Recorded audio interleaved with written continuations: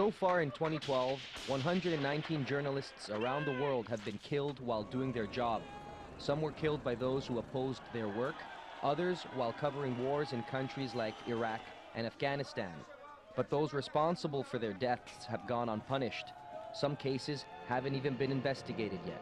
Мы начинаем наш выпуск с трагического сообщения из Москвы. 2,5 часа назад в собственном подъезде убита журналистка Анна Politkovskaya. A documentary screened last week for the first time in Canada takes a hard look at the life and death of a renowned investigative journalist from Russia. Anna Politkovskaya was a journalist and human rights activist. She was assassinated outside her home in Moscow in 2006. She was assassinated because she uncovered and documented human rights violations, torture, murder, repression. She reported inconvenient but true facts, appalling and gruesome abuses that powerful interests wanted to hide from the public. Here's a person who we can really admire. She risked her life knowingly that she could be getting killed, and yet she never gave up. But Anna Politkovskaya wasn't the only victim. There were many others around the world. It's Terracing Hire, and he was murdered, I guess, 15 years ago now. His murderers have never been brought to justice, and his murder was directly linked to the bombing of Air India. He was uncovering information. He had threats. In fact, there was an attempted murder that put him in a wheelchair.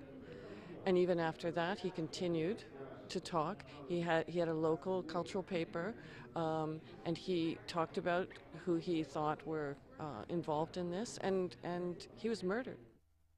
According to records kept by a number of watchdogs, 2012 has been the deadliest year in this millennium for journalists. November 23rd marked the International Day to End Impunity. Impunity means without punishment, without consequences. Virtually all those responsible for the deaths of journalists, reporters, bloggers, whistleblowers have gone without punishment. When journalists are threatened and their voices are stopped, and it stops the public from knowing what they need to know. You don't have an informed citizen. If you take away somebody's right to free expression, free speech, you are robbing them of one of their basic rights. The robbers of free speech always go unpunished. If free speech was a bank, you wouldn't see so many robberies, and the robbers would surely get caught and jailed sooner or later. Yet free speech thieves get away with it almost every time.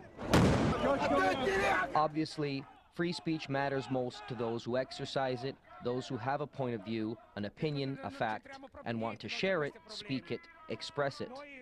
Free speech is also a good habit. It gets the speaker used to being genuine, authentic, unique.